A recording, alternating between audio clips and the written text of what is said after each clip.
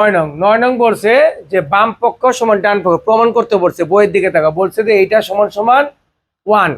Answer কি বলছে? এটা অ্যান্সার বলছে 1 হবে। আমি লেফটের সাইড দিয়ে উঠালাম। এখন দেখো এটা কি করা যায়, কে বলতে পারবা যে উপরে এটাকে কি করব? 2 স্কয়ার। গুড, কারণ আমি বলছিলাম যে তোমাকে কি করতে, যে সূচকের অঙ্ক ভাঙানো গেলে অবশ্যই ভাঙাতে হবে। 2 স্কয়ার মাইনাস 1, আর এটা যা আছে তাই। আচ্ছা সমান। এখন আমি যদি এইটাকে 2 এনটা উপরে ভিতরে নিয়ে আর 2টা ভিতরে নিয়ে, কোনো সমস্যা আছে? দেখো তুমি 2 স্কয়ার কিউব অ্যান্সার কত আসে? 3 দুগুণা 6, অথবা 2 দিয়ে 3 দিয়ে 2 কত আসে?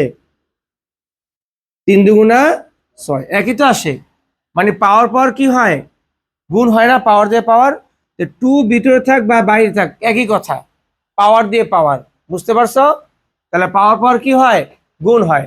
এই কারণে আমি কেন করলাম এটা, এই যে 2n আছে তার মানে nটাকে ভিতরে নিলাম, 2টাকে বাইরে নিলাম, আর নিচে যা আছে তাই রাখলাম। এখন দেখো সূত্র হয় a square minus B square. 1/2 square প্রয়োজন আছে? নাই। তাহলে a স্কয়ার মানে বি স্কয়ার সূত্র কি? a plus B into a minus B, আর নিচে কি 2n মাইনাস 1।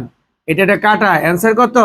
ও আচ্ছা, অ্যান্সার তো 1 চাই না, অ্যান্সার চাইছে এইটা, দেখো তো +1 চাইছে না, অ্যান্সার 1 চাই না। অ্যান্সার বলছে কি আমাদের, যে বাম পক্ষ এত হলে ডান পক্ষ প্রমাণ করো 2n + 1 মিলছে।